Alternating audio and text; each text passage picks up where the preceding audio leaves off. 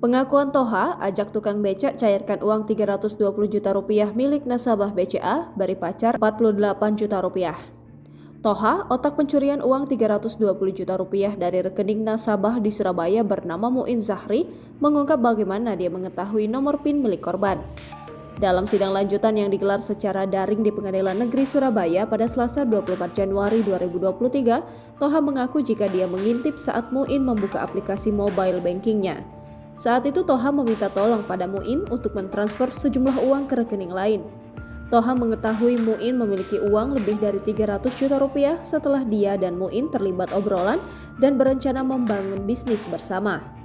Kemudian muncul niat Toha untuk mencuri uang Muin. Sejak saat itu dia mulai mempelajari bagaimana menarik uang dalam jumlah besar di Bank BCA.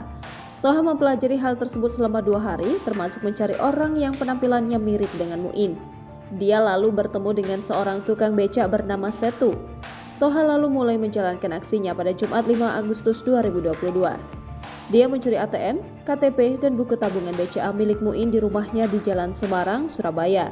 Dalam waktu yang tidak lama, Toha juga meminta tolong Setu untuk menarik uang 320 juta rupiah dari rekening Muin dengan modal tanda tangan palsu yang dipelajarinya dari KTP Muin. Setu dan Toha bukan teman dekat, keduanya baru kenal beberapa saat. Toha memilih Setu karena tubuh dan wajahnya hampir sama dengan pemilik rekening Muin Zahri. Kepada Setu, Toha beralasan dan membujuk serta meminta tolong untuk mencairkan uang milik ayahnya yang sedang sakit. Usai menarik uang ratusan juta dari rekening Muin, Setu diberikan uang tunai 5 juta rupiah sebagai ucapan terima kasih.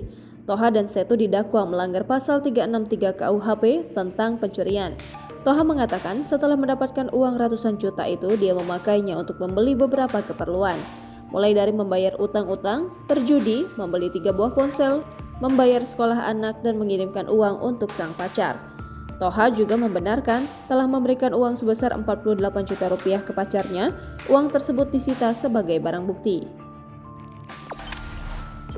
Jangan lupa subscribe, share, komen, dan like ya.